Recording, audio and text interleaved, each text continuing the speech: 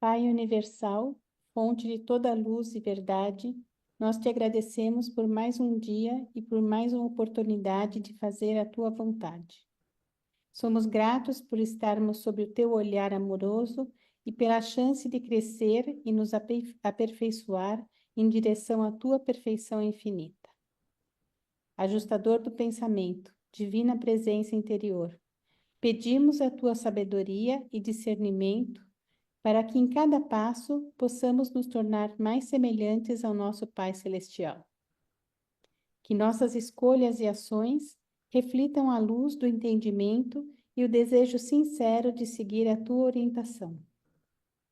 Espírito da verdade, guia-nos na revelação das verdades necessárias para o nosso crescimento espiritual, para que possamos compreender melhor o caminho do amor e da compaixão. Espírito Santo, ilumina nossas mentes e envolve-nos em tua proteção, ajudando-nos a enfrentar as adversidades com coragem, serenidade e confiança nos desígnios de Deus. Que possamos desenvolver uma fé viva, inspirada no exemplo de Jesus, e confiar inteiramente em Ti, Pai Universal, certos de que és o centro e o destino de nossa existência. Que nossas palavras e ações expressem o amor divino e façam com que sejamos reconhecidos como teus filhos. Que o amor e o serviço dos nossos irmãos sejam a nossa marca. Que nossa vida inspire paz e harmonia e que sejamos instrumentos de paz onde quer que estivermos. E que sempre seja feita a vossa vontade. Amém. Amém. Obrigado, Chuchu. Muito bem, pessoal. Muito obrigado a todos pela presença, mais um dia de estudos aqui no nosso grupo de reuniões da segunda-feira. A gente vai continuar, então, a leitura daquele documento da vida e os ensinamentos de Jesus. E hoje nós estamos no documento 169, 3. É esse que está aí na tela. E tem o tema dele hoje, é o homem rico e o mendigo. Quem quer nos ajudar, por favor, com a leitura? Eu quero. Então vamos lá, Sandra. Muito obrigado. O homem rico e o mendigo. Quando a reunião tornou-se muito barulhenta, Simão Pedro, levantando-se, tomou o comando e disse: Homens e irmãos, não é apropriado que discutais assim entre vós. O mestre acabou de falar e fazes bem em ponderar as suas palavras. E o que ele proclamou a vós não é nenhuma nova doutrina. Não haveis ouvido sobre a alegoria dos nazaritas envolvendo o homem rico e o mendigo? Alguns de nós ouvimos João Batista bradar essa parábola de aviso àqueles que amam as riquezas e cobiçam os bens desonestos. E ainda que essa antiga parábola não esteja de acordo com o evangelho que nós pregamos, todos vós faríeis bem em dar atenção às suas lições, até a época em que puderdes compreender a nova luz do reino do céu. A história, como João a contou, foi assim. Havia um certo homem rico de nome Dives que, vestido em púrpura e em linhos finos, vivia seus dias em luxo e esplendor. E havia um certo mendigo chamado Lázaro, o qual permanecia no portão do homem rico, coberto de feridas e desejando ser alimentado com as migalhas que caíam da mesa do rico homem. Sim, até os cães vinham e lambiam suas feridas. E aconteceu que o mendigo morreu e foi levado pelos anjos para descansar no seio de Abraão. E então, em breve, esse homem rico também morreu, sendo enterrado com grande pompa e esplendor régio. Ao partir desse mundo, o homem rico acordou no Hades e, encontrando-se em tormento, levantou os olhos e viu longe Abraão e Lázaro no seu seio. E então Dives gritou alto: Pai Abraão, tem misericórdia de mim e envia Lázaro aqui para que ele possa molhar a ponta do seu dedo na água e refrescar minha língua, pois estou em grande angústia com minha punição. Então Abraão respondeu: Meu filho, devias lembrar que durante tua vida desfrutaste sempre as boas coisas, enquanto Lázaro sofreu o pior. Mas agora tudo isso mudou. Vejo que Lázaro está confortado enquanto tu estás atormentado. E além disso, entre nós há um grande abismo, de modo que não podemos ir a ti, nem tu podes vir a nós. Então Dives disse a Abraão: Eu oro para que envies Lázaro de volta à casa do meu pai, porquanto eu tenho 5 irmãos, para que ele possa testemunhar e impedir os meus irmãos de serem enviados para este local de tormento. Mas Abraão disse: Meu filho, eles têm Moisés e os profetas, que eles os ouçam. E então Dives respondeu: Não, não, pai Abraão. Mas se alguém for até eles saindo dos mortos, eles arrepender-se-ão. Então disse Abraão: Se não houverem ouvido a Moisés e os profetas, não serão persuadidos, mesmo por alguém que ressuscite dos mortos. Depois que Pedro contou essa antiga parábola da Irmandade Nazarita, e posto que a multidão havia se aquietado, André levantou-se e dispensou-os por aquela noite. Embora tanto os apóstolos quanto seus discípulos frequentemente fizessem perguntas a Jesus sobre a parábola de Dives e de Lázaro, ele nunca acedeu em comentar sobre ela. Obrigado, Sandra. Hélio, você ligou o seu lápis aí, está riscando o ponto que nós estamos mostrando ali, a página ali. Então, veja aí se consegue desligar o seu lápis. Muito bem. Alguém quer fazer algum comentário? Diga lá, Sussu. Primeiro, eu queria dar boas-vindas para a Pamela, que é a primeira vez dela aqui no Muito grupo das bem-vinda, Pamela. segundas-feiras. Muito bem-vinda. Aí, se você pudesse explicar um pouquinho para ela como é que funciona o grupo das segundas, e aí já começar a entrar na parábola. Tá bom. Bem-vinda, Pamela.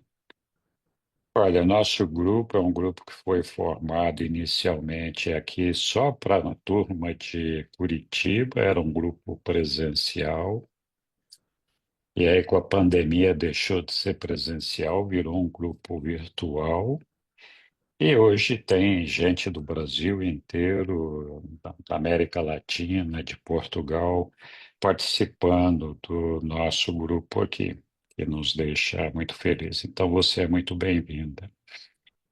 A gente tem reuniões todas as segundas-feiras, das 8 da noite até as 10 da noite. E nós estudamos o livro na sequência cronológica que ele foi escrito. Então, estamos agora estudando a vida e os ensinamentos de Jesus. Estamos no documento 169, item 3, que é esse texto que acabou de ser lido. A gente geralmente lê o documento e depois faz comentários, observações, levanta as dúvidas sobre esse texto que foi lido. Então, fique à vontade para se manifestar sempre que desejar. Muito bem, alguém quer se manifestar sobre esse texto que nós acabamos de ler, do homem rico e do mendigo, ambos já mortos e enterrados? E é um texto curtinho, né? E ele revela bastante. Na verdade, ele está baseado nas antigas escrituras ali, né? É, e aí foi daí que Pedro tirou essa parábola ali das antigas escrituras. E aí é curioso aqui, né? Nós já algumas vezes comentamos sobre os diferentes tipos de desafios que cada um de nós tem que passar a nossa existência para que a gente possa promover o nosso crescimento espiritual. Então, muita gente se julga bem-aventurado e privilegiado com as benesses de Deus por viver num ambiente de mais dinheiro, de mais conforto, mais, mais facilidade, menos dificuldades financeiras, econômicas, etc. Então, aparentemente, as pessoas que têm essa facilidade, elas são privilegiadas, e de fato são mesmo, no sentido de que tem muita coisa que elas podem desfrutar, e infelizmente o grande problema é o apego material que nós dedicamos a essas coisas, né? E muitas vezes a gente vê uma pessoa que é de origem humilde, com poucas oportunidades na vida, muitas dificuldades enfrentadas, e a gente não acha que essa pessoa tenha sido favorecida. Pelo menos não nesta vida, o que também é uma verdade. Geralmente são pessoas que sofrem, mas elas não têm essa exposição ao luxo, à riqueza, às coisas materiais, aos prazeres mundanos, etc. São pessoas que têm dentro de si o maior grau de sofrimento pelas dificuldades e pelos desafios que no dia a dia têm que enfrentar. Nós já aprendemos nos estudos que nós temos sobre Jesus que não existe uma reprovação sobre os ricos. E, na verdade, o grande desafio dos ricos é justamente, ou daqueles que têm muito, é justamente o de não se transformarem em escravos de toda a matéria que os cerca, de não se tornarem dependentes dessas coisas. Então, sim, é legal você ter a sua casa, é legal ter o seu carro. Deus gostaria muito que todos nós tivéssemos o suficiente para comer, beber, uma casa boa para morar, etc. O grande desafio é a gente, então, não se transformar num dependente dessas coisas e não fazer com que as nossas metas de vida sejam exclusivamente as conquistas materiais, a conquista do prazer, da luxúria, da autogratificação e todo esse negócio que muitas vezes consomem os nossos pensamentos e nos dominam completamente, né? Então, a preocupação de manter o patrimônio, de manter as coisas, é tão grande que muitas vezes a pessoa se esquece de Deus. Enquanto aquele que está sofrendo ali tem uma exposição, tem as necessidades, sim, muitas necessidades, que poderiam ser aliviadas se tivesse um pouco mais de recurso, mas justamente por terem que enfrentar tantas necessidades e tantas dificuldades, eles não são dependentes dessa vida de luxúria material. Eles sonham em ter o suficiente para comer, beber, dormir. E então, é, nós já vimos em outras passagens que, infelizmente, o homem aprende a se dedicar a Deus e a conhecer a Deus quando ele se encontra em sofrimento. Então, essa pessoa que sempre passa por necessidades, evidentemente, tem um sofrimento, e por isso mesmo, dedica um tempo maior para buscar ajuda divina, toda ajuda que ele possa conseguir de qualquer natureza, mas é justamente nos momentos de dificuldade e de sofrimento que nós procuramos a Deus, não é mesmo?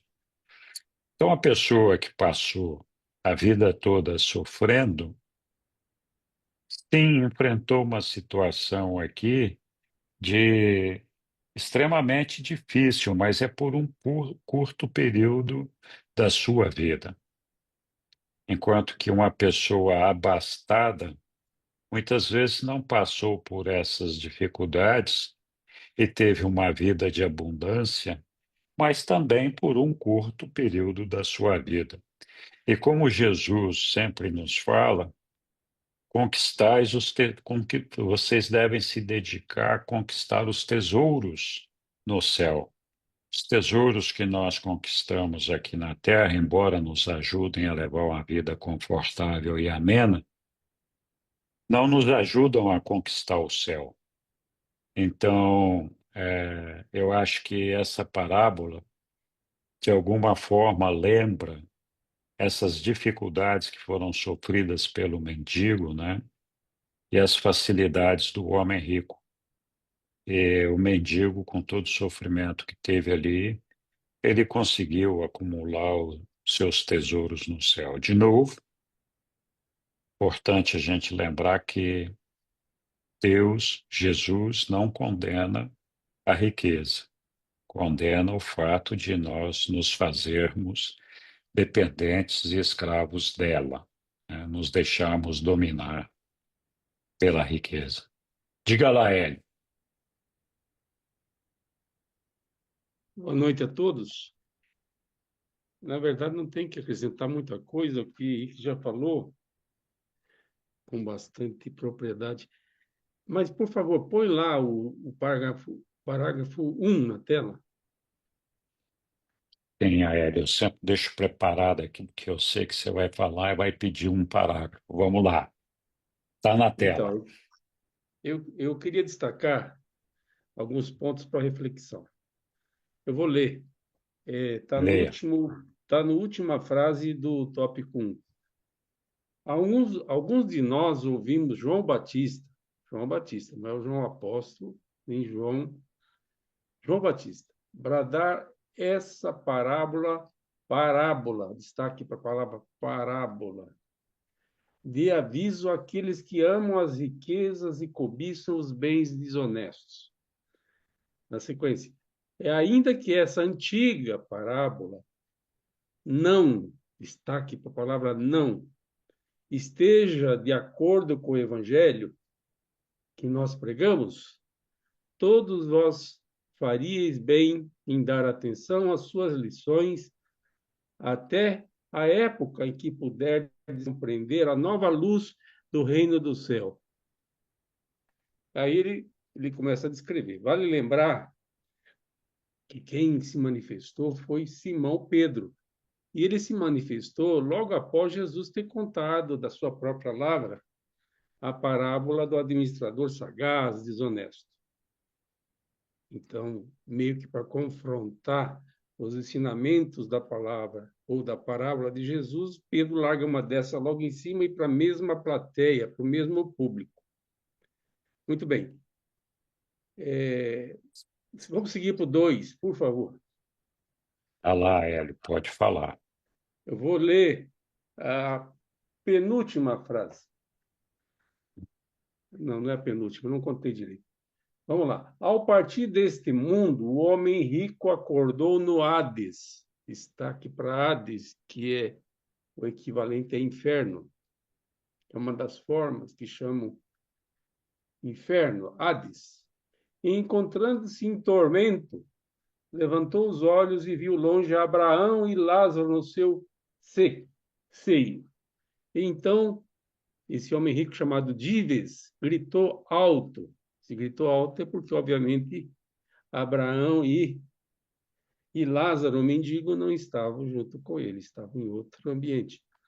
Pai Abraão, tem misericórdia de mim e envia Lázaro, que devia ser o mendigo, aqui para que ele possa molhar a ponta do seu dedo na água e refrescar a minha língua. Bom, nas entrelinhas, alguém pode entender que o rico necessariamente vai para o inferno e que aí toda riqueza é desonesta, como na parábola de Jesus, no tópico anterior, no capítulo anterior, e é desonesto como essa parábola contada por Pedro e atribuída a João Batista.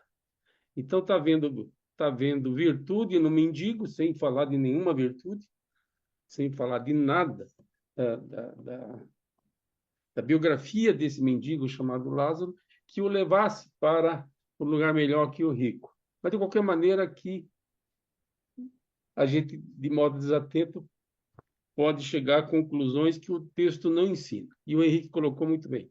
Agora, a última, o 3.3. Olha lá. Vamos lá. Agora sim, a última frase. Embora tanto os apóstolos quanto os seus discípulos frequentemente fizessem perguntas a Jesus sobre a parábola do Díris, que deve ser o homem rico, e de Lázaro, que certamente é um mendigo, ele, Jesus, nunca, destaque por nunca, acedeu em comentar assim, é altamente especulativo, mas eu consigo imaginar porque Jesus não comentou nada.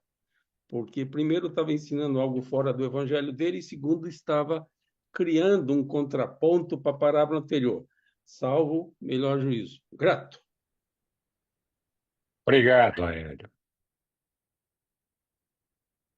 Alguém quer complementar alguma outra coisa?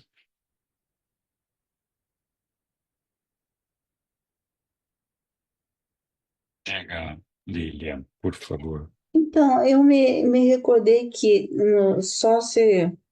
posso estar enganada, mas na época eles acreditavam que a riqueza, que as pessoas eram ricas porque mereciam, porque era Deus que dava essa riqueza para elas, e se elas eram pobres ou doentes é porque os pais tinham pecado.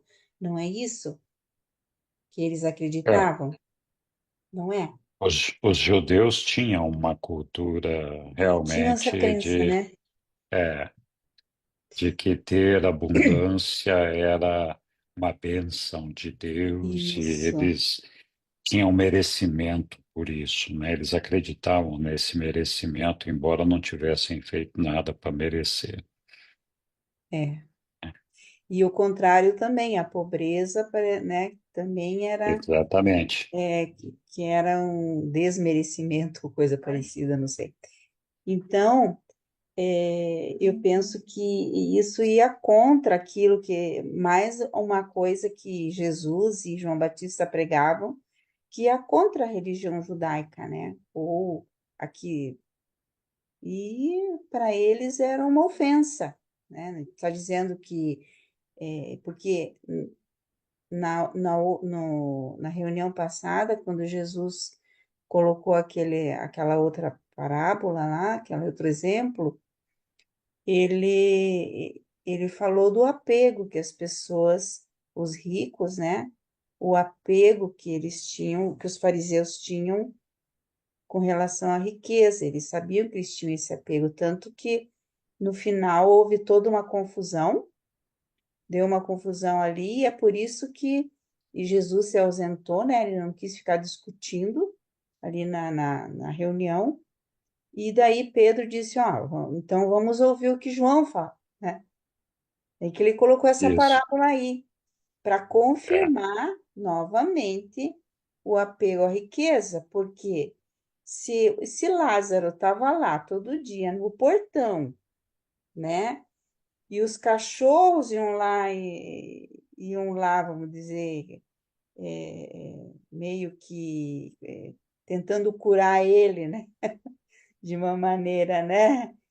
Que ele estava todo coberto de feridas e o outro não fazia nada, e deixava lá, né? Ele estava lá no palácio dele, vendo o outro lá na porta, uma dessa pedindo, né? E ele poderia oferecer pelo menos algum médico, alguma, não sei. Mas não, o outro ficava lá, não dava bola pro Lázaro, né? Não estava nem aí com o sofrimento dele. É como se tivesse uma pessoa na nossa porta pedindo ou algum alimento ou algum remédio e a gente, ó, não, você, né, não desse bola para essa pessoa. Eu acho que essa desconsideração de Dives, né, para com o mendigo, que também fez com que ele fosse para um lugar não muito agradável. Quer dizer, é a mesma coisa, João estava dizendo, ó, se vocês continuarem a ser apegados à riqueza e não derem bola para o próximo, vocês vão para um lugarzinho não muito bom. Como era contra o ensinamento do evangelho, né, que não ensina o inferno, então ele já deixou claro ali, ó, isso aí não é de acordo com o evangelho, mas vocês têm que aprender primeiro isso, para depois poder entrar no reino dos céus, né? Quer dizer, que se você não amar, ou conclusão, você tem que amar o teu próximo ali, ou pelo menos ajudá-lo de alguma maneira, né? E não simplesmente fazer com que ele não existe, simplesmente ignorar a presença dele ali. Então, eu acho que isso, né? E novamente eles ficavam porque ia contra daquilo que eles tinham aprendido também, eu acredito, né?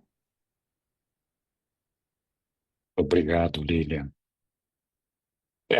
De fato, isso aí combinava bem com as crenças dos judeus. Eu acho importante a gente destacar que ter uma vida confortável, uma vida com uma certa abundância, não é um problema aos olhos de Deus. O problema é como que a gente conquista isso e quanto de atenção nós damos para a nossa vida espiritual quando nós estamos vivendo em meio às benesses materiais. Então, Deus, Jesus, eles não condenam a riqueza, eles condenam muitas vezes a forma como ela é obtida e a nossa dependência com relação à riqueza. Então, a gente sempre tem, como eu falei no começo, tem aquela ideia de que a gente, assim como os judeus, né, nós fomos privilegiados ao receber um conforto, uma, uma certa independência financeira e todo esse negócio. Então, a gente precisa prestar atenção, que sim, pode ser verdade isso, mas a nossa vida eterna, a nossa vida futura, depende de como nós vamos lidar com esse benefício que nós obtivemos e de que maneira nós vamos nos relacionar com Deus e com os nossos irmãos. Então, é uma reflexão bastante importante para todos nós que aqui na sala, com certeza, pelo menos tem comida à mesa, tem um lugar para encostar a cabeça à noite e pensar, né, que a gente deve agradecer, sim, por tudo que tem, mas é importante nós mantermos o foco na nossa vida eterna e não na nossa vida presente, que é uma vida temporária, transitória, e que nós vamos sair daqui em algum momento e ali vai ser cobrado o que nós conquistamos para poder viver do outro lado, né? Para a nossa ressurreição. Então, esse é um ponto importante. Alguém quer fazer alguma outra observação, comentário? Bauman, você está quietinho hoje. Estou feliz de te ver aí. Você estava meio afastado, cuidando de afazeres, outras tarefas. É bom ver sua carinha aí de novo. Tá bom. Boa noite A aí, os luz. irmãos. Boa noite. Prazer também estar de volta no convívio de vocês. A Lúcia te representou bem, tá? Como Então tá sempre. bom, como sempre. Vamos lá. Muito bem. Então vamos continuar a nossa leitura, né? Agora partindo então do documento, do item 4, documento 1694, que fala do Pai e seu reino. Quem vai nos ajudar com esta leitura? Eu posso ler. Isso, Lilian, por favor. Muito obrigado. Antes de ler, eu queria colocar aqui uma frase que o Leopoldo, acho que o Leopoldo colocou aqui, diz assim, o nosso tesouro está onde está o nosso coração. É isso aí. Achei lindo. Muito obrigado. Obrigado, Leopoldo. Obrigado, Lilian. Vamos lá. Vamos lá. Só um minuto. Amor, você pode aumentar? Eu não estou enxergando direito. A Chuchu, todo mundo sabe, operou os olhos, né? Mas só para enxergar de longe, né? De perto ela ainda precisa de óculos, ainda não tem óculos, então por isso que ela está reclamando o tempo todo Por aqui. isso que eu não Aumentei o coloquei. máximo que deu. Não, Obrigada. mas é bom, bem grande assim. Então, ó, como é que é o nome? O Pai e o seu reino. Jesus sempre teve problemas ao tentar explicar aos apóstolos que, embora eles proclamassem o estabelecimento do reino de Deus, o Pai nos céus não era um rei. Na época desculpe, na época em que Jesus viveu na carne e ensinou na terra, o povo de Urântia sabia que a maior parte dos reis e imperadores governavam as nações. E os judeus há muito contemplavam e contavam com a vinda do reino de Deus. Por essas e por outras razões, o mestre achou melhor designar a irmandade espiritual dos homens como o reino do céu, e o dirigente espiritual dessa irmandade como sendo o Pai nos céus. Nunca Jesus referiu-se ao seu Pai como um rei. Nas conversas pessoais com os apóstolos, sempre se referia a si próprio como o Filho do Homem e como o irmão mais velho. Ele qualificava todos os seus seguidores de servidores da humanidade e de mensageiros do Evangelho do Reino. Jesus nunca deu aos seus apóstolos uma lição sistemática a respeito da personalidade e atributos do Pai no céu. Ele nunca pediu aos homens que acreditassem no seu Pai. Ele tinha como certo que eles acreditavam. Jesus nunca se rebaixou para oferecer argumentos como prova da realidade do Pai. O seu ensinamento a respeito do Pai centrava-se todo na declaração de que ele e o Pai eram um, que aquele que havia visto o Filho tinha visto o Pai, que o Pai, como Filho, sabe de todas as coisas, que apenas o Filho e aqueles para quem o Filho revela o Pai realmente conhecem o Pai, que aquele que conhece o Filho também conhece o Pai, e que o Pai o enviou ao mundo para revelar as suas naturezas combinadas e para mostrar a sua obra conjunta. Jesus nunca fez outros pronunciamentos sobre o seu Pai, exceto para a mulher de Samaria, no poço de Jacó, quando ele declarou: Deus é Espírito. De Jesus, vós aprendeis sobre Deus, observando a divindade da sua vida, não vos baseando nos seus ensinamentos. Da vida do Mestre, cada um de vós podeis assimilar o conceito de Deus que representa à medida da vossa capacidade de perceber as realidades espirituais e divinas, verdades reais e eternas. O finito nunca pode esperar compreender o infinito, exceto como o infinito é focalizado na personalidade tempo-espacial da experiência finita na vida humana de Jesus de Nazaré. Jesus sabia bem que Deus pode ser conhecido apenas pelas realidades na experiência, que ele não pode nunca ser compreendido pelo mero ensinamento da mente.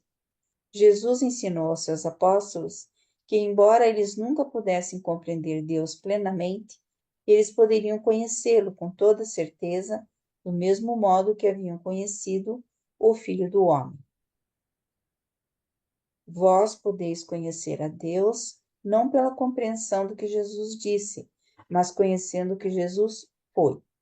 Jesus foi uma revelação de Deus. Exceto quando citava as escrituras hebraicas, Jesus referia-se à deidade por apenas dois nomes, Deus e Pai. E sempre que o mestre fez referência ao seu Pai como Deus, ele geralmente empregou a palavra do hebreu que significa o Deus plural, a Trindade, e não a palavra Yahvé, que representa a concepção progressiva do Deus tribal dos judeus. Jesus nunca chamou o Pai de rei e lamentou muito que a esperança judaica de um reino restaurado e que a proclamação do reino, a proclamação de um reino vindouro feita por João tivessem tornado necessário a ele denominar a irmandade espiritual por ele proposta de reino do céu. Com uma exceção, a declaração de que Deus é Espírito, Jesus nunca se referiu à deidade de qualquer outra maneira, além daquela cujos termos descrevem a sua relação própria pessoal com a primeira fonte e centro do paraíso. Jesus empregou a palavra Deus para designar a ideia de deidade e a palavra Pai para designar a experiência de conhecer a Deus. Quando a palavra Pai é empregada para denotar Deus, ela deveria ser entendida no seu significado mais amplo possível. A palavra Deus não pode ser definida e, por isso, representa o conceito infinito do Pai. Ao passo que o termo Pai, sendo capaz de uma definição parcial, pode ser empregado para representar o conceito humano do Pai divino, como ligado ao homem durante o curso da existência mortal. Para os judeus, Elohim era o Deus dos deuses, enquanto Yahvé era o Deus de Israel. Jesus aceitou o conceito de Elohim e chamava de Deus a esse grupo supremo de seres, no lugar do conceito de Yahvé, a deidade racial.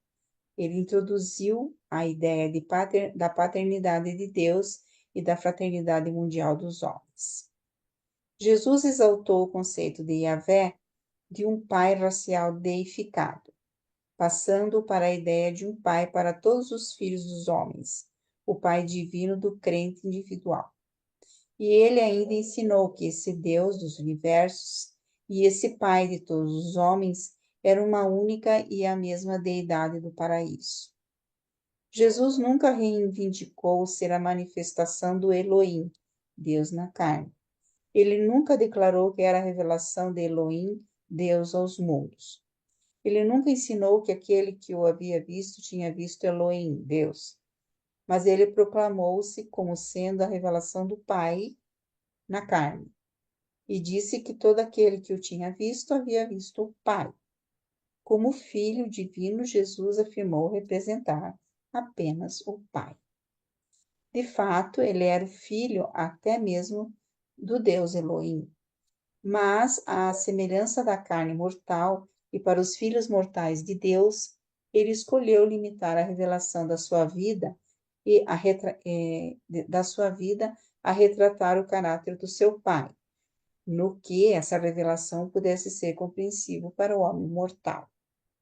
No que diz respeito ao caráter das outras pessoas da Trindade do Paraíso, havemos de contentar-nos com o ensinamento de que são todas como o Pai, cujo retrato pessoal foi revelado na vida do seu Filho encarnado, Jesus de Nazaré. Na sua vida terrena, embora Jesus haja revelado a verdadeira natureza do Pai, celeste, pouco ensinou sobre ele. Na verdade, ele ensinou apenas duas coisas: que Deus é ele próprio, espírito, e que para todas as questões de relacionamentos com as suas criaturas, ele é um pai. Nessa tarde, Jesus fez o pronunciamento final da sua relação com Deus, quando declarou: Eu vim do Pai e eu vim ao mundo. E novamente eu deixarei o mundo e irei para o Pai. Atenção, todavia, nunca Jesus disse que aquele que tiver ouvido a mim terá ouvido a Deus. No entanto, ele disse: aquele que houver visto a mim terá visto o Pai.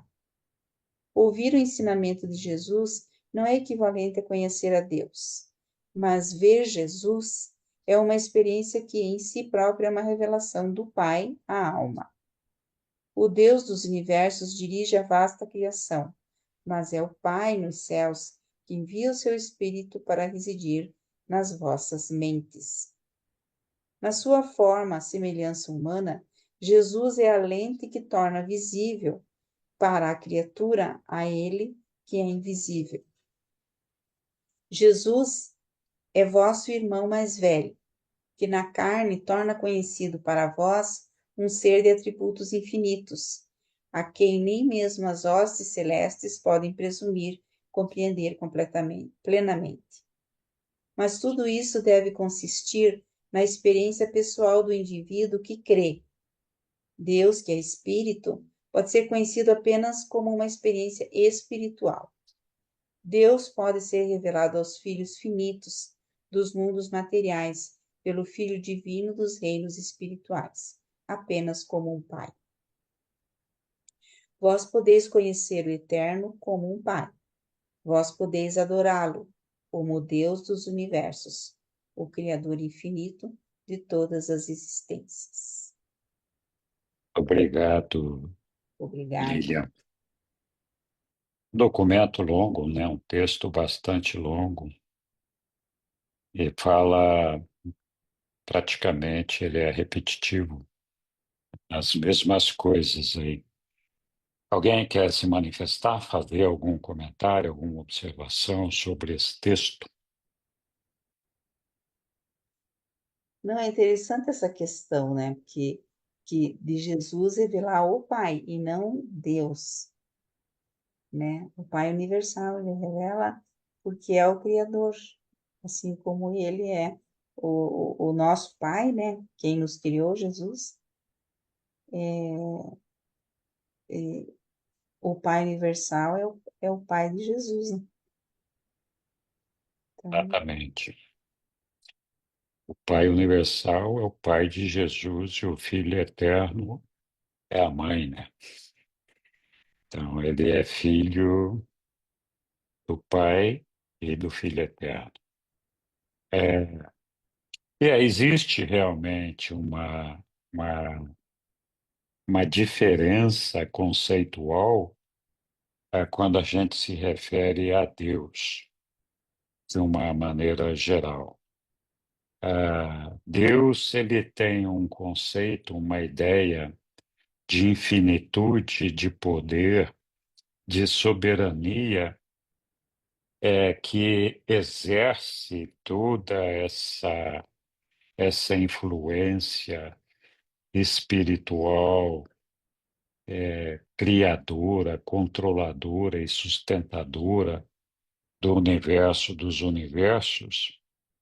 E então é uma figura poderosa de quem nós nos admiramos, temos profundo respeito por ele, nos encantamos com a sua dimensão, a sua magnitude, a sua inteligência e toda a sua criação.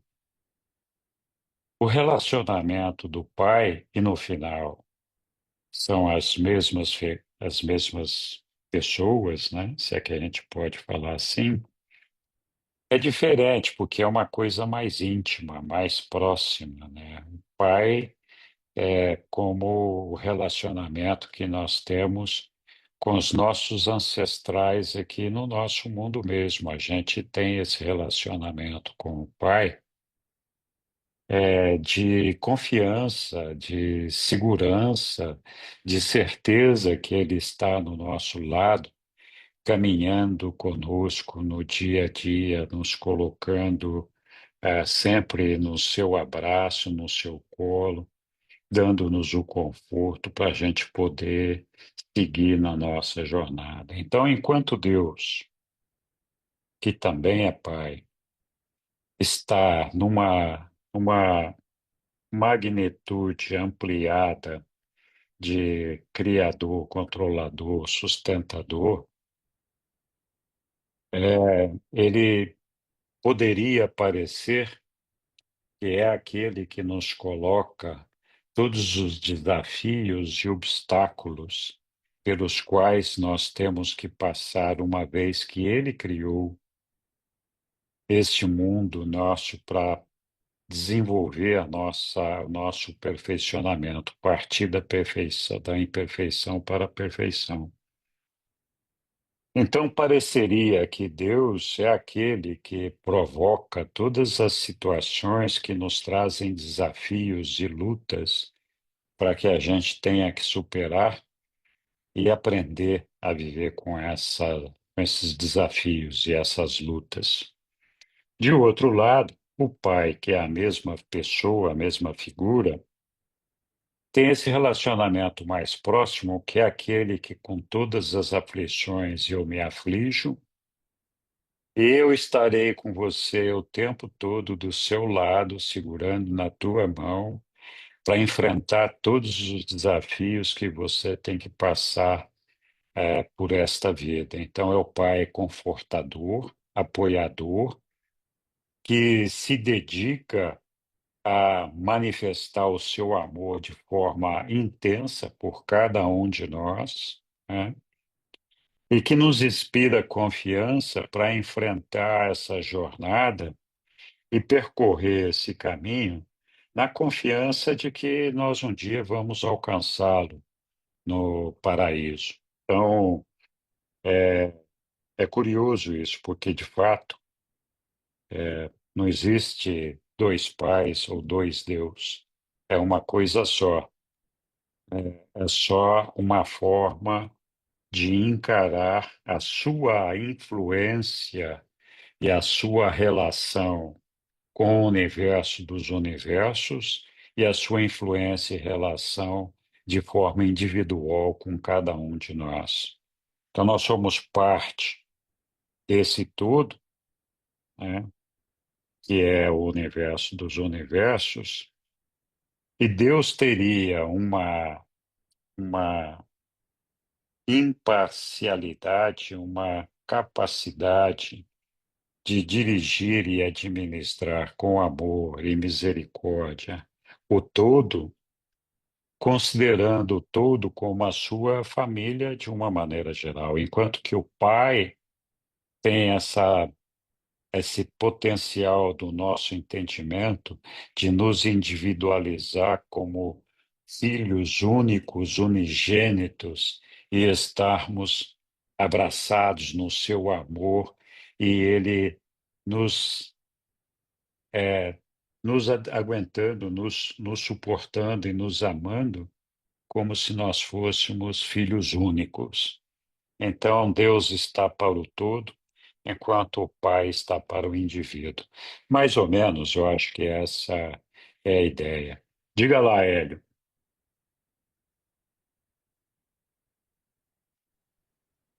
É sempre difícil falar depois do Henrique, porque o Henrique explica tudo muito bem e a gente fica com o temor no esforço de tentar falar algo possa comprometer o que já está muito bom, como se isso fosse Não possível. existe isso, não. Manda bala aí, cara. Mas vamos lá.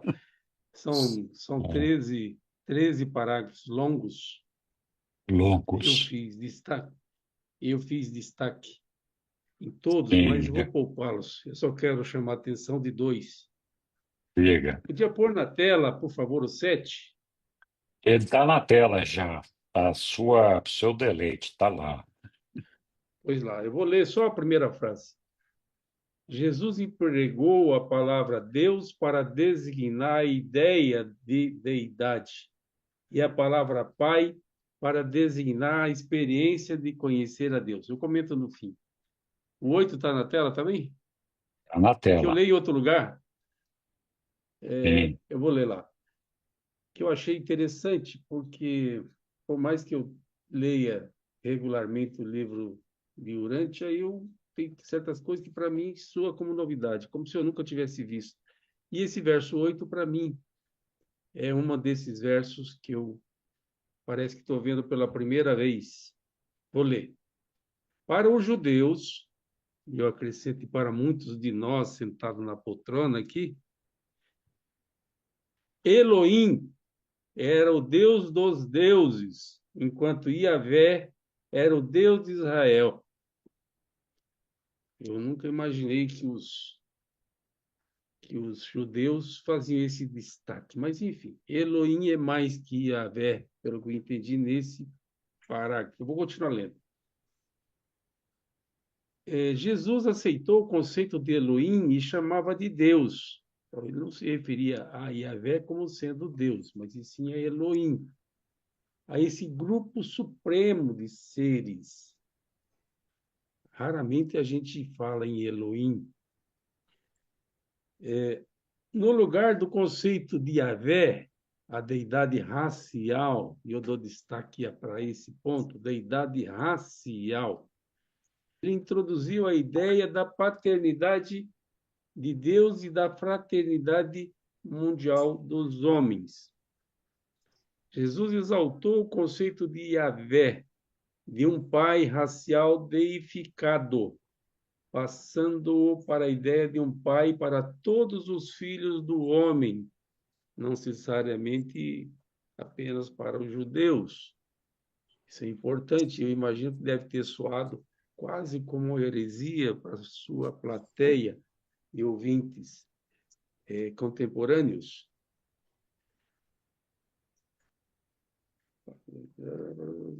O Pai divino do crente individual.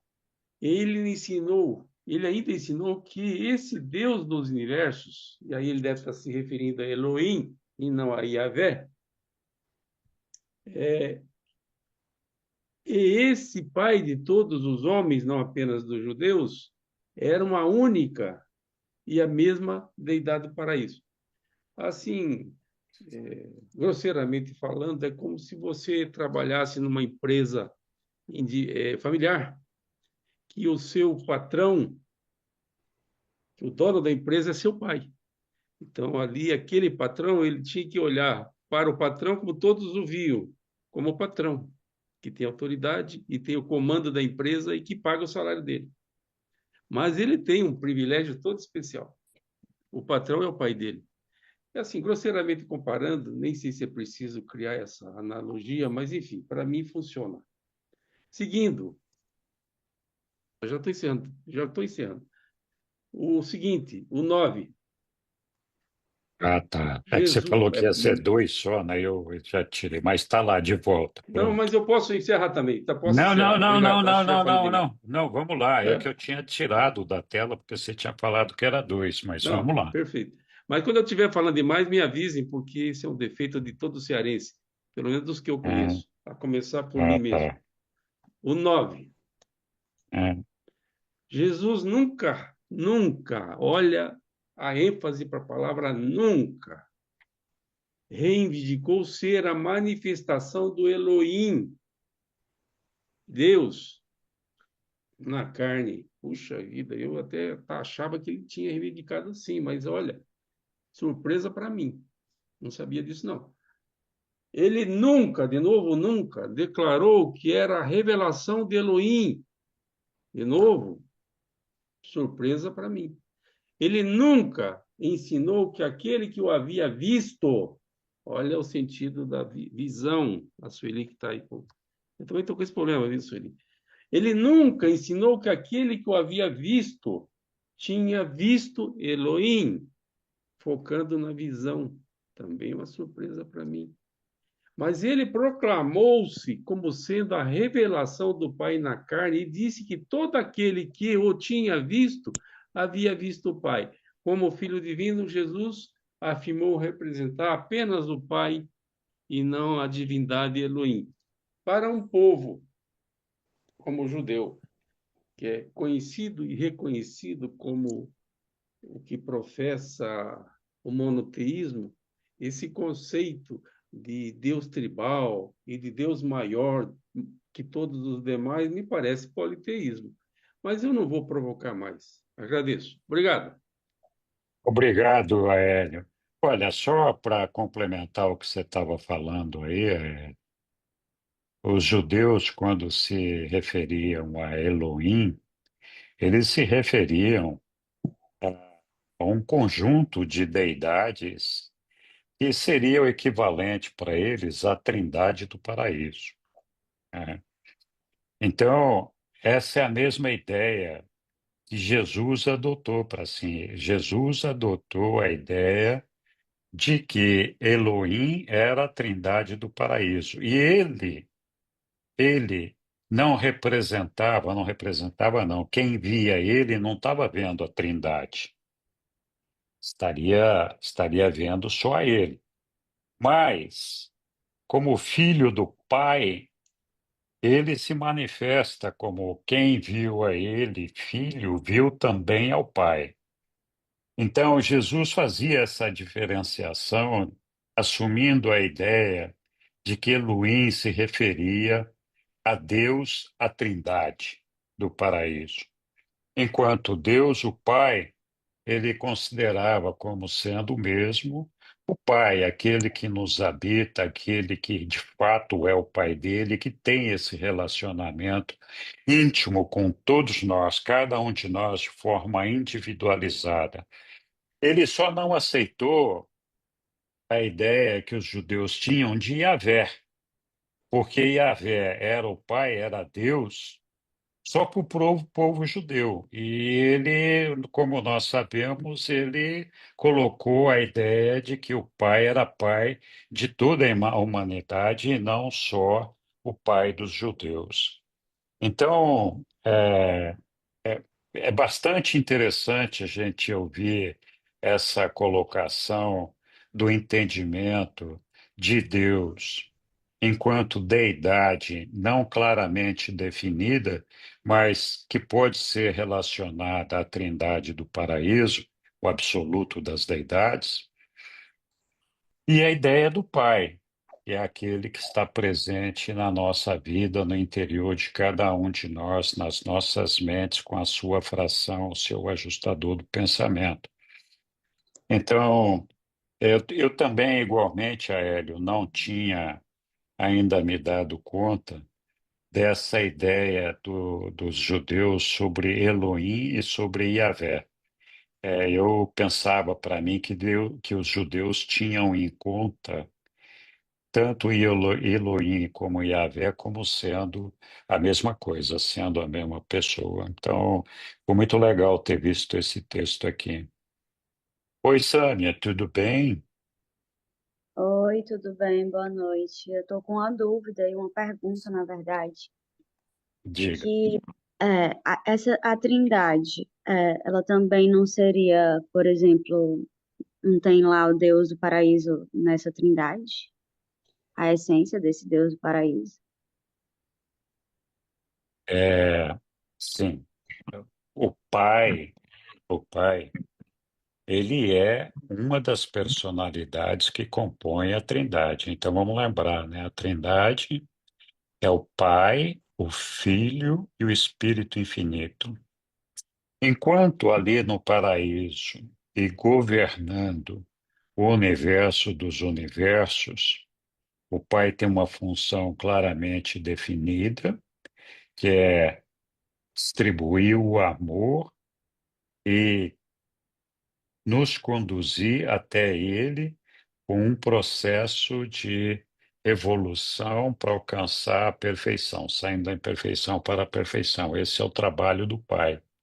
O Filho, ele tem o trabalho de exercer a misericórdia.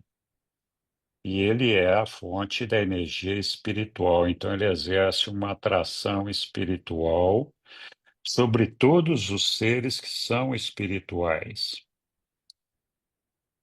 O espírito infinito, ou o agente conjunto, também tem esse nome, ele representa tanto o Pai como o Filho e atua junto com eles, mas o espírito infinito é o centro absoluto da mente.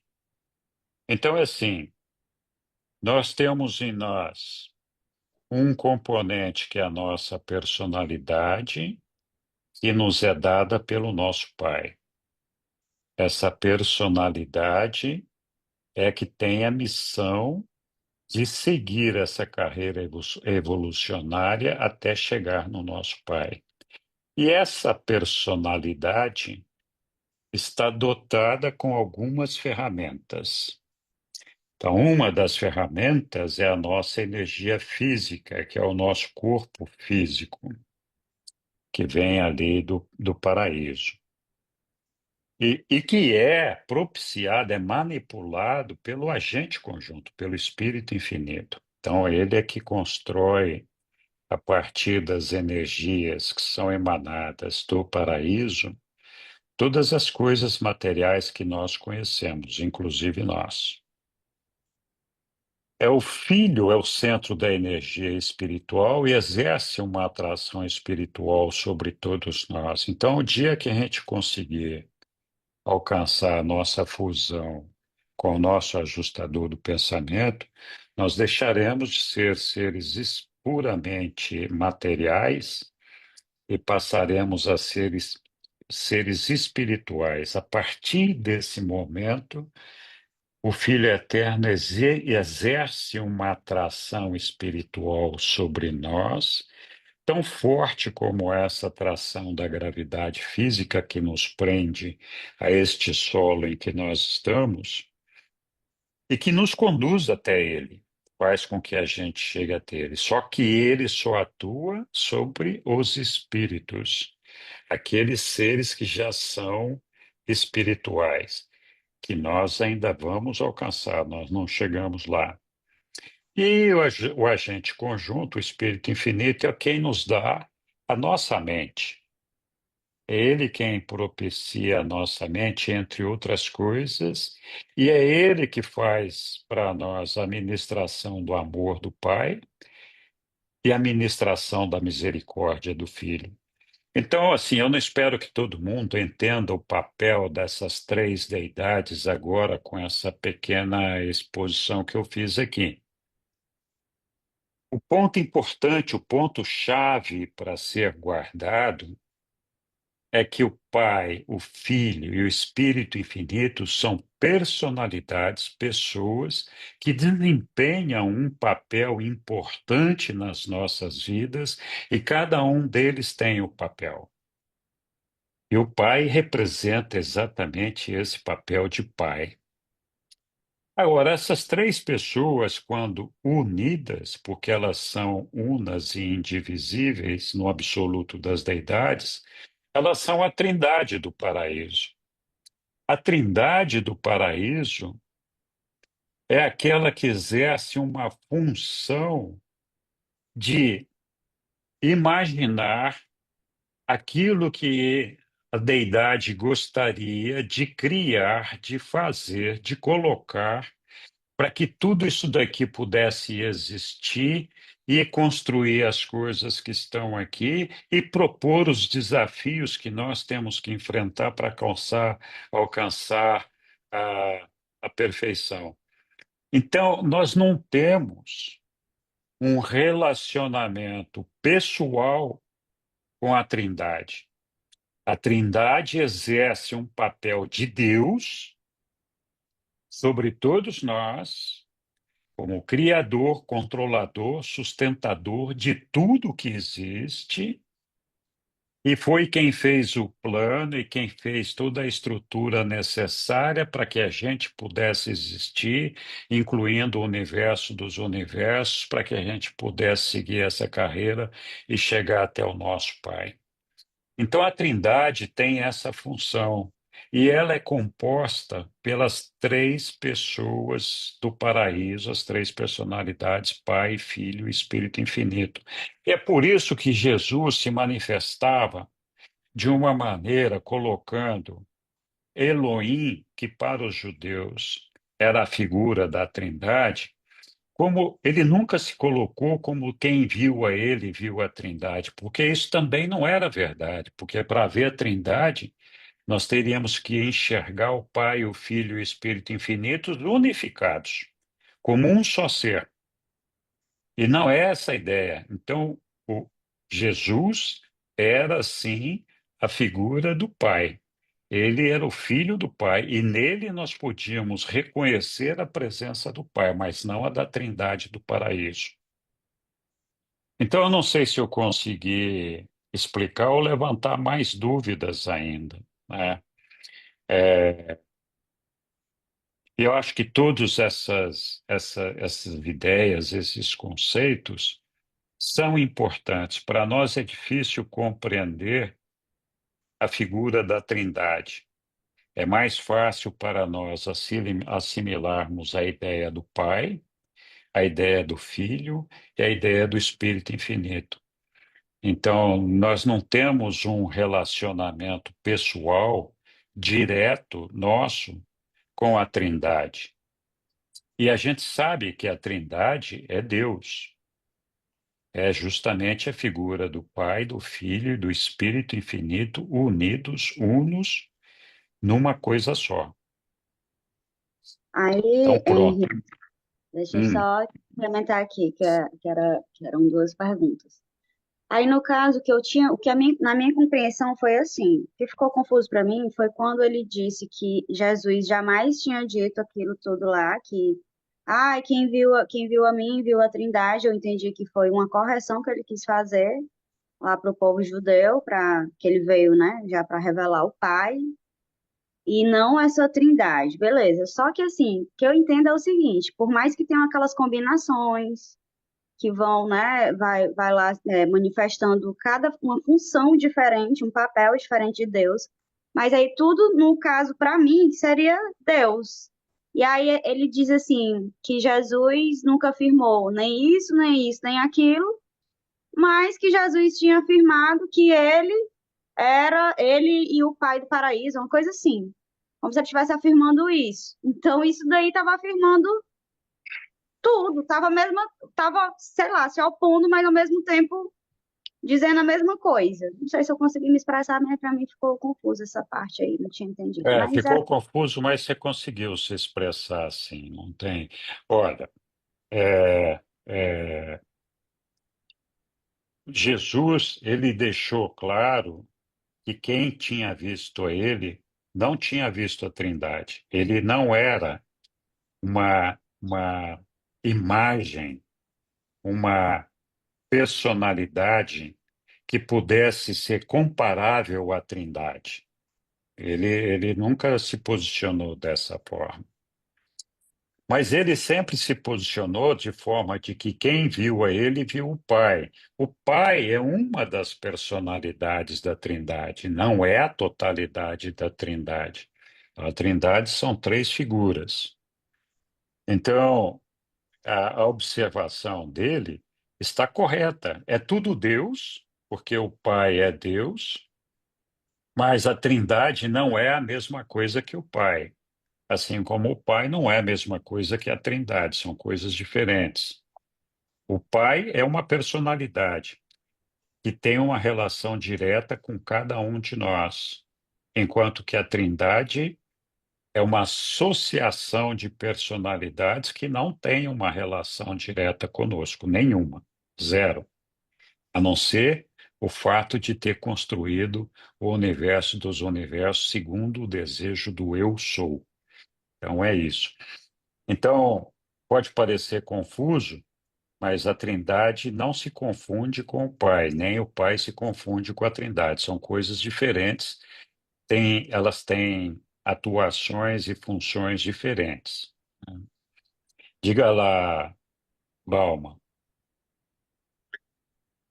Esse texto aí é um texto para falar desses seres, né? Muito, muito difícil, né? Função da grandeza. Mas eu quero lembrar aqui, da forma como eu entendo, que aí tem a forma física de Jesus, né? Quando esteve no planeta, e que ele trouxe essa mensagem do reino, né? E, logicamente, trouxe a mensagem de Deus para o ser humano, sob uma nova perspectiva.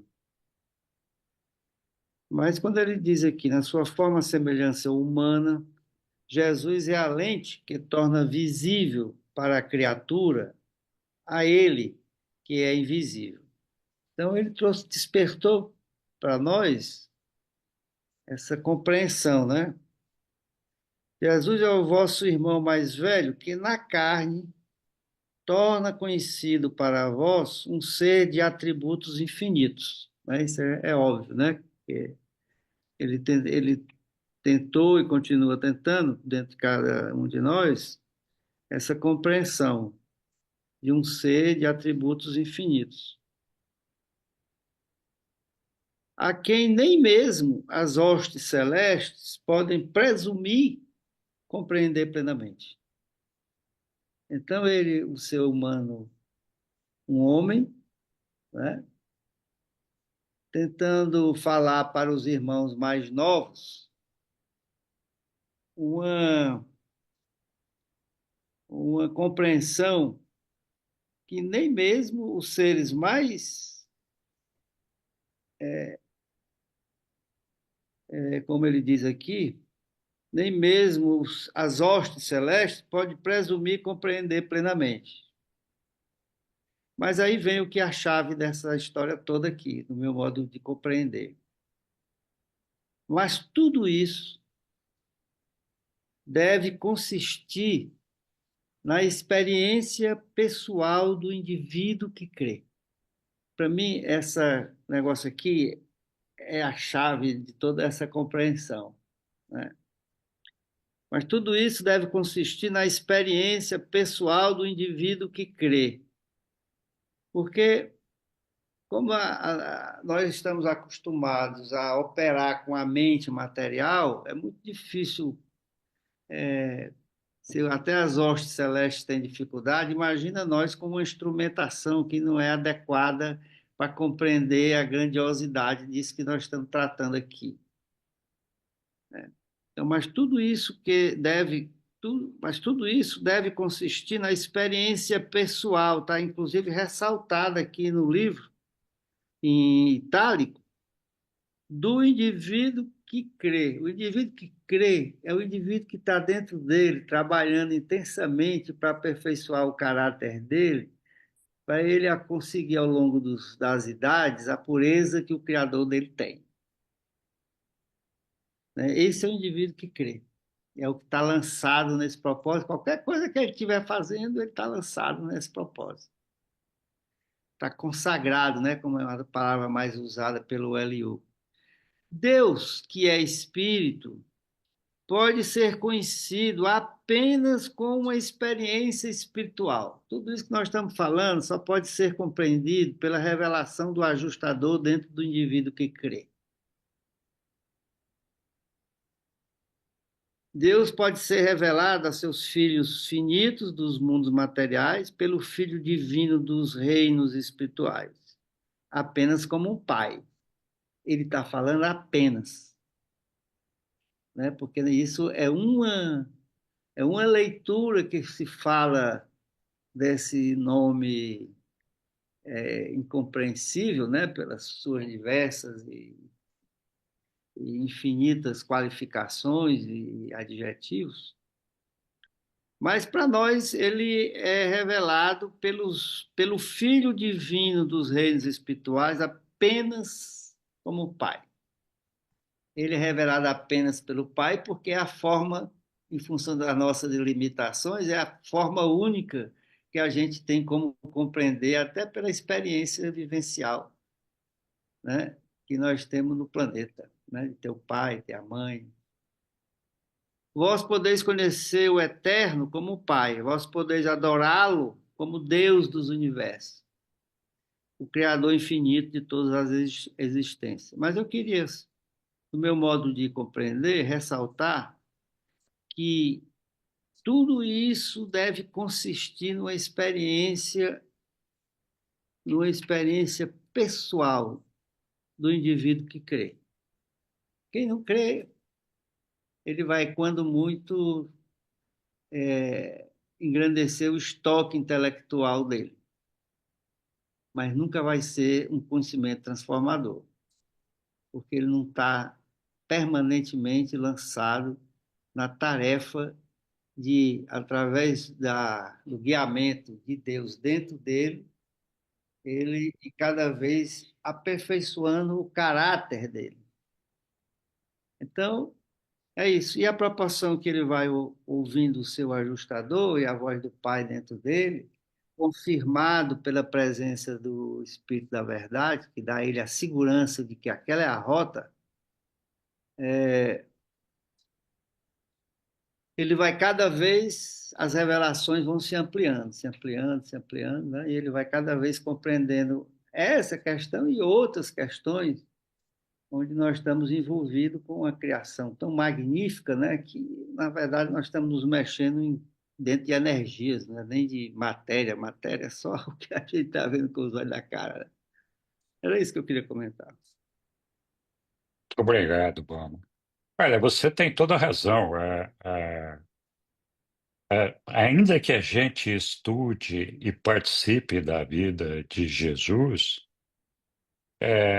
tudo isso aí só tem um sentido para a gente se a gente conseguir alcançar essa experiência pessoal do nosso contato com o divino. Porque nós não temos como provar a existência de Deus. Não existe uma fórmula matemática para fazer isso. A maneira de você conhecer a Deus é experienciando Deus, sentindo Deus no seu coração, sentindo a presença dele, sentindo o abraço dele, sentindo que ele está lá por você. E é por isso que quem viu Jesus, quem viu o Filho, viu o Pai, porque Jesus era um elemento de transmissão, um elemento que transmitia todos esses sentimentos de conforto, de respeito, de carinho, de tolerância, de apoio. Então, a figura de Jesus, não a imagem dele, mas a atitude, o comportamento de Jesus, a maneira de ser de Jesus, é que nos dá essa possibilidade de conhecer o Pai e de, inspirados em Jesus, ter a percepção dessa experiência pessoal com o nosso Pai. Então, você definiu bem, é essa a questão mesmo. Muito obrigado, viu, Bom? Alguém mais quer fazer algum comentário sobre esse texto? Nós mortais, temos muita dificuldade de compreender o papel de todos esses seres celestiais e de que maneira eles atuam sobre nós e como funcionam todas essas coisas. Então, é claro, todos nós sempre ouvimos falar da Trindade do Paraíso. Qualquer religião que fale de Deus fala da Trindade do Paraíso. Mas eu não me lembro de nenhuma religião que eu tenha participado que houvesse uma definição, houvesse uma exposição de ideias e conceitos que deixasse claro para todo mundo o que é a Trindade do Paraíso. Né? E a gente sabe que tem o Pai, que tem o Filho, que tem o Espírito, que a gente até confunde com o Espírito Santo. Mas a maior parte de nós não sabe o que cada uma dessas pessoas, qual é o papel que elas representam e o que elas estão fazendo lá. Por que que tem essas três figuras? Qual é a razão da existência dessas personalidades? Nós temos dificuldade, uma limitação para compreender isso.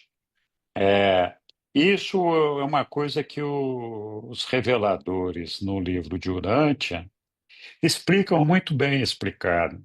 Então, eles derramam luz sobre essa caixa preta que para a gente sempre é difícil de compreender o que que significa tudo isso daí. E quando os reveladores falam que é difícil, a, até para seres mais elevados, a compreensão do que é o Pai ou as deidades do paraíso, os reveladores estão falando aquilo que é certo mesmo, porque muitos dos seres celestiais que nos acompanham na nossa vida, muitas vezes, a maior parte deles, uma boa parte deles, nunca vai estar no paraíso, nunca esteve na presença do nosso Pai. Um exemplo disso é Lúcifer. A rebelião de Lúcifer aconteceu porque Lúcifer não acreditava na existência do pai. Ele achava que esse negócio era um golpe do filho criador, Micael. Que negócio de pai do paraíso, que não existe isso, né? Então a gente tem que lembrar que todos esses filhos descendentes de Deus que estão colocados no universo do universo para nos ajudar a caminharem para alcançar Deus, uma boa parte deles nunca visitou o paraíso. E assim, então não conhece o Pai. Nós temos o privilégio de ter o ajustador do pensamento dentro de nós. Nós temos que lembrar que todos esses seres celestiais, nenhum deles, enquanto seres celestiais desempenhando o papel que eles estão desempenhando, nenhum deles é habitado por um ajustador de pensamento. Então, nenhum Lanonandek, nenhum Vorodandek, nenhum Serafim, nenhum Adão e Eva é habitado por um ajustador do pensamento, enquanto estando desempenhando esse papel que eles estão desempenhando. Existem algumas exceções, como é o caso dos serafins guardiões pessoais, que, se optarem por seguir a carreira ascendente, assim como Adão e Eva, vão receber um ajustador do pensamento e vão se dirigir até o paraíso. Mas a maioria deles não. Então, e o fragmento do Pai, o ajustador do pensamento, é um espírito tão puro que a maioria dos seres celestiais, a grande maioria dos seres celestiais, nunca viu um ajustador do pensamento, mesmo quando o ajustador do pensamento está no meio deles. Então, para eles, é ouvir dizer do nosso Pai. Eles não têm esse contato. Nós ainda temos esse contato com o ajustador do pensamento, embora a gente não o perceba, a menos que nós queiramos percebê-lo, e para isso nós temos que desenvolver esse relacionamento, essa experiência pessoal com Deus que o Bauman estava falando aí. Então, quando os ajustadores falam, quando os reveladores falam que muitos seres celestiais, muitos das hostes de seres celestiais não têm esse conhecimento do Pai, não tem mesmo, não tem mesmo. E eles confiam que aquilo que eles estão aprendendo está certo, mas eles não têm essa fração do ajustador do pensamento na mente de nenhum deles. Desculpe, ô José Brito de Suzano, você estava querendo falar ali, eu me estendi aqui na minha conversa, Fique à vontade, por favor. Você é muito bem-vindo. Pode se manifestar aí. Boa noite. Boa noite. Está fechado seu microfone. Opa, você precisa abrir seu microfone, José Brito.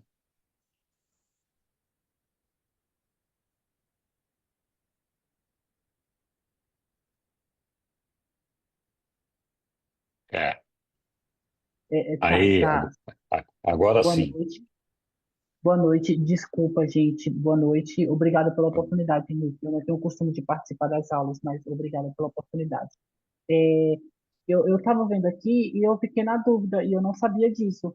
Mas, assim, tem uma parte que está dizendo, né, que vós tendes um ditado que diz: é mais fácil um camelo passar pelo buraco de uma agulha do que os pagãos herdarem o reino da vida eterna.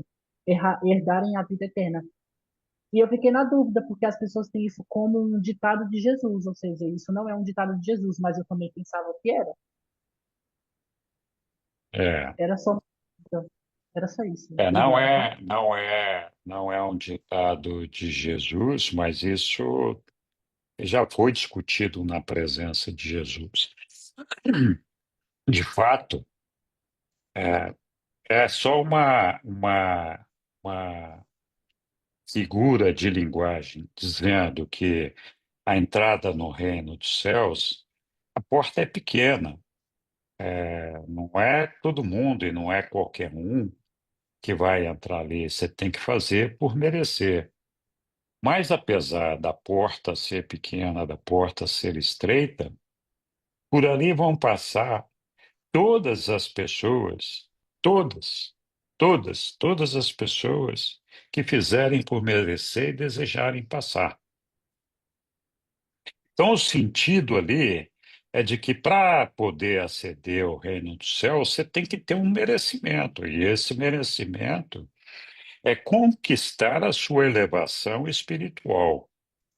Então, sem uma dedicação nossa para nos aproximarmos do nosso Pai, para nos aproximarmos de Deus, é muito difícil que a gente consiga alcançar, atravessar por essa porta e entrar no reino de Deus.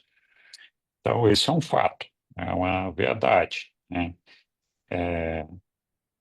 Infelizmente, muitos de nós, às vezes, acabam ficando pelos caminhos aí, porque não dedicaram suficiente atenção a seu desenvolvimento espiritual. O homem se preocupa bastante, não todos os homens, mas uma parte deles, com a sua questão de saúde, de ter uma vida mais confortável, de levar a sua vida mais adiante. Então, é verdade isso, né? Faz sentido a gente ter essa preocupação de comer, de se exercitar, de fazer as coisas para que a gente possa ter uma vida saudável e mais longeva possível. Mas a verdade é que nenhum de nós podemos acrescentar um único dia de vida na nossa vida.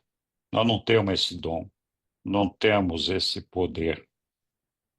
Mas nós podemos acrescentar a eternidade na nossa vida. Só depende de cada um de nós, de conquistar essa eternidade, nos aproximando de Deus, nos desenvolvendo, desejando alcançá-lo, desejando ser perfeito como Ele é, de reconhecê-lo como Pai e reconhecer a todos aqueles que nos cercam como irmãos. Então, esse é o caminho. Aí é que a gente vai, então, entrar no reino dos céus e conquistar, então, a eternidade, né? Então, às vezes a gente fica aqui se batendo para ganhar uns troquinhos, quando a gente pode conquistar um tesouro tão grande na eternidade. A gente é muito imediatista, muito materialista, muito. Nós só estamos aqui limitados pela nossa vidinha aqui e nos esquecemos muitas vezes que o nosso propósito não é exclusivamente essa vida, que essa vida é só um trampolim, é um andaime para a gente conquistar outros lugares, outros caminhos, né?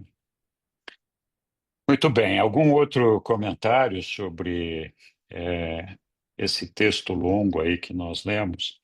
Muita coisa ali nesse texto que a gente poderia ter falado, mas eu acho que a gente abordou as coisas mais importantes. Se tem alguém que tem dúvida ou queira colocar alguma outra coisa, fique à vontade, por favor. Eu gostaria de agradecer, Vitor. Fiquei muito emocionado com o que você disse. Obrigado, tá? Imagina que é isso. Você é muito bem-vindo aqui. Um abraço.